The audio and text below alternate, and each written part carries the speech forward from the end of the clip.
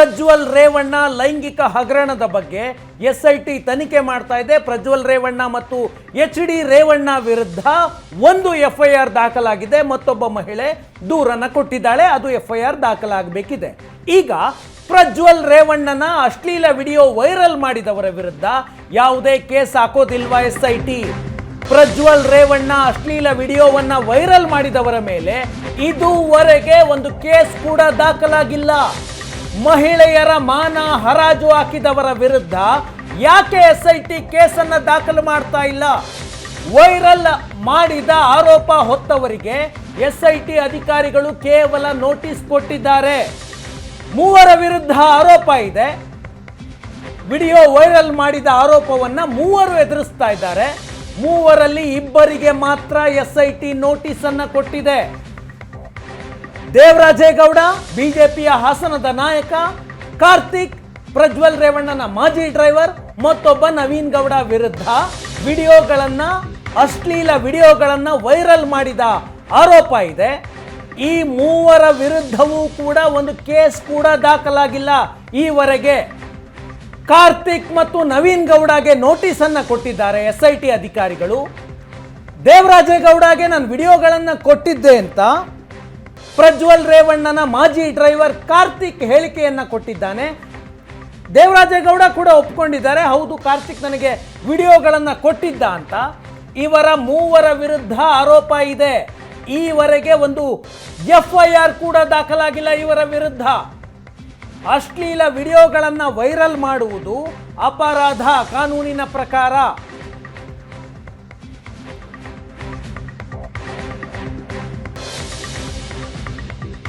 ಪ್ರಜ್ವಲ್ ರೇವಣ್ಣ ಮಾಡಿದ್ದು ಎಷ್ಟು ದೊಡ್ಡ ಅಪರಾಧವೋ ಇವರು 3 ಮಾಡಿದ್ದು ಕೂಡ ಅಷ್ಟೇ ಅಪರಾಧ. ಪ್ರಜ್ವಲ್ ರೇವಣ್ಣ ಚುನಾವಣಾ ಲಾಭಕ್ಕಾಗಿ ಈ ರೀತಿಯ ವಿಡಿಯೋವನ್ನ ವೈರಲ್ ಮಾಡಿದ್ದಾರೆ ಅಂತ ಯಾರಿಗೆ ಬೇಕಾದರೂ ಅರ್ಥ ಆಗುತ್ತೆ. ಯಾಕಂದ್ರೆ ಏಪ್ರಿಲ್ 26ನೇ ತಾರೀಕು ಹಾಸನದಲ್ಲಿ ಮತದಾನ ಇತ್ತು. ಏಪ್ರಿಲ್ 20ರ ನಂತರ ವಿಡಿಯೋ ವೈರಲ್ ಆಗೋದಕ್ಕೆ ಶುರುವಾಯಿತು. ಕಾರ್ತಿಕ್ ಪ್ರಜ್ವಲ್ ರೇವಣ್ಣನ ಮೊಬೈಲ್ನಿಂದ ವಿಡಿಯೋಗಳನ್ನ ತನ್ನ ಮೊಬೈಲ್ಗೆ ವರ್ಗಾವಣೆ ಮಾಡಿಕೊಂಡಿದ್ದ.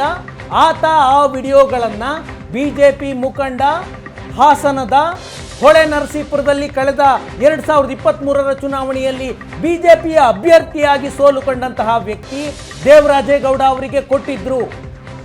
ಇಬ್ಬರತ್ರ ಮತ್ತೊಬ್ಬ ವ್ಯಕ್ತಿ ನವೀನ್ ಗೌಡ, ಈತ ಹಾಸನದ ಬೇಲೂರಿನ ವ್ಯಕ್ತಿ, ಬೆಂಗಳೂರಿನ ಕಾಂಗ್ರೆಸ್ನ ನಾಯಕರೊಬ್ಬರ ಬಳಿ ಕೆಲಸ ಮಾಡ್ತಾರೆ. ಈ ನವೀನ್ ಗೌಡ 21ನೇ ತಾರೀಕು ಫೇಸ್ಬುಕ್ನಲ್ಲಿ ಪೋಸ್ಟ್ ಹಾಕಿದ್ದ ಅಂತ ಈತನ ವಿರುದ್ಧ ದೂರಿದೆ. ಇನ್ನೇನು ಪ್ರಜ್ವಲ್ ರೇವಣ್ಣನ ಅಶ್ಲೀಲ ವಿಡಿಯೋಗಳು ವೈರಲ್ ಆಗುತ್ತೆ ಅಂತ ಪೋಸ್ಟ್ ಹಾಕಿದ್ದ ಸೋಷಿಯಲ್ ಮೀಡಿಯಾದಲ್ಲಿ. ಆತನ ವಿರುದ್ಧ ಅಲ್ಲಿ ಒಂದು ಎಫ್ಐಆರ್ ಆಗಿತ್ತು. ಪ್ರಜ್ವಲ್ ರೇವಣ್ಣ ಕೊಟ್ಟ ದೂರಿನ ಮೇಲೆ ಎಸ್ಐಟಿ ಉಳಿದವರ ಮೇಲೆ ಒಂದು ಕೇಸನ್ನು ದಾಖಲಿಸಿಕೊಂಡಿಲ್ಲ. ಎಚ್.ಡಿ. ಪ್ರಜ್ವಲ್ ರೇವಣ್ಣ ತನ್ನ ಮೊಬೈಲ್ನಲ್ಲಿ ತಾನೇ ಅಶ್ಲೀಲ ವಿಡಿಯೋಗಳನ್ನ ಶೂಟ್ ಮಾಡಿಕೊಂಡಿದ್ದ. ಅದನ್ನ ಆತ ತನ್ನ ಮೊಬೈಲ್ನಲ್ಲಿ ಇಟ್ಕೊಂಡಿದ್ದ. ಆ ವಿಡಿಯೋಗಳನ್ನ ಪ್ರಜ್ವಲ್ ರೇವಣ್ಣನ ಬಳಿ ಕೆಲಸ ಮಾಡ್ತಿದ್ದಂತಹ ಡ್ರೈವರ್ ತನ್ನ ಮೊಬೈಲ್ಗೆ ಫಾರ್ವರ್ಡ್ ಮಾಡ್ಕೊಂಡಿದ್ದಾನೆ. ಈಗ ವೈರಲ್ ಮಾಡಿದವರ ವಿರುದ್ಧ ಒಂದು ಕೇಸ್ ಆದರೂ ದಾಖಲಾಗಬೇಕಲ್ಲ. ಪ್ರಜ್ವಲ್ ರೇವಣ್ಣನ ಮೊಬೈಲ್ನಲ್ಲಿ ದಾಖಲಾದಂತಹ ವಿಡಿಯೋಗಳಲ್ಲಿ 2 ರೀತಿಯ ವಿಡಿಯೋಗಳಿದ್ದಾವೆ. ಒಂದು, ಮಹಿಳೆಯರನ್ನ ಬಲವಂತವಾಗಿ ಅವರ ಇಚ್ಛೆಗೆ ವಿರುದ್ಧವಾಗಿ ಲೈಂಗಿಕ ಕೃತ್ಯಕ್ಕೆ ಬಳಸಿಕೊಂಡಂತಹ ವಿಡಿಯೋಗಳಿದ್ದಾವೆ. ಮತ್ತೊಂದು, ಸಮ್ಮತಿಯ ಆಧಾರದ ಮೇಲೆ ಇಬ್ಬರ ಮಧ್ಯೆ ನಡೆದಿರುವಂತಹ ಲೈಂಗಿಕ ಸಂಬಂಧದ ವಿಡಿಯೋಗಳಿದ್ದಾವೆ.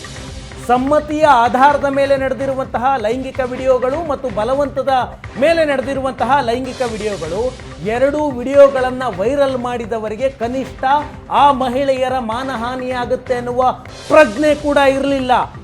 ಆ ಮಹಿಳೆಯರ ಮುಖವನ್ನು ಮಾಸ್ಕ್ ಮಾಡಿ ಆದರೂ ವೈರಲ್ ಮಾಡಬೇಕಿತ್ತು. ಇವರಿಗೆ ರಾಜಕೀಯ ಲಾಭ ಬೇಕಿತ್ತು. ಪ್ರಜ್ವಲ್ ರೇವಣ್ಣನೇ ಇವರ ಟಾರ್ಗೆಟ್ ಅನ್ನೋದಾಗಿದ್ರೆ ಆ ಮಹಿಳೆಯರ ಮುಖನಾದರೂ ಬ್ಲರ್ ಮಾಡಬೇಕಾಗಿತ್ತು.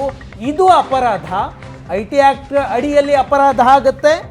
ಜೊತೆಗೆ ಅಶ್ಲೀಲ ವಿಡಿಯೋಗಳನ್ನು ವೈರಲ್ ಮಾಡೋದು ಕೂಡ IPCಯ 292 ಆಧಾರದ ಮೇಲೆ ಅಪರಾಧ ಆಗುತ್ತೆ. SIT ಇವರ ವಿರುದ್ಧವೂ ಕೂಡ ಒಂದು FIR ದಾಖಲು ಮಾಡಿಕೊಂಡು ಇವರನ್ನು ತನಿಖೆ ಮಾಡಬೇಕಲ್ಲ. ನೋಟಿಸ್ ಕೊಟ್ಟು ಸುಮ್ಮನಾಗಿದ್ದಾರೆ. ಇವರ ವಿರುದ್ಧವೂ ಕೂಡ ಒಂದು ಕೇಸ್ ದಾಖಲು ಮಾಡುವಂತಹ ಧೈರ್ಯವನ್ನ SIT ಅಧಿಕಾರಿಗಳು ತೋರಿಸಬೇಕಿದೆ.